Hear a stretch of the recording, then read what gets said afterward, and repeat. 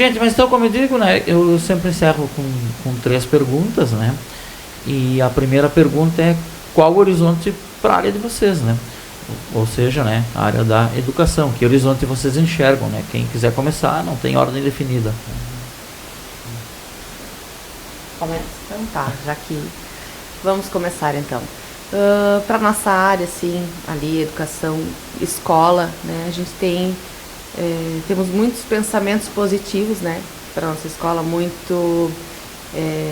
são projetos, coisas que a gente quer para melhoria, né, inclusive agora vocês estavam falando da quadra, a pintura, né, a revitalização ali da quadra de esportes, coisas que agreguem ali na educação, porque os alunos adoram, né, adoram, então a gente quer sim, né, já teve muita revitalização esse ano com a Prolúcia ali no verão, a biblioteca, né, a sala de jogos, a ampliação da sala de jogos. Né, a sala de jogos tem 2 mesas de ping-pong, né, que eles adoram.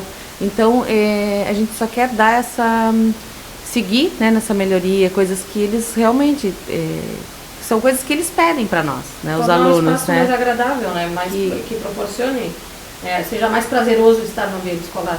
Isso, então eu vejo, né, e a gente está sempre conversando, debatendo com a equipe, com os alunos, o que eles pedem, né, para nós. Então, é esse futuro, né, na educação, algo agradável, com leveza, né, que eles se sintam cada vez mais em casa, né, porque a gente tinha, como vocês mesmos estavam conversando, aquela coisa com direção, aquela coisa mais rígida no nosso tempo, né, de aluno, e hoje eles têm essa intimidade, esse poder chegar e conversar.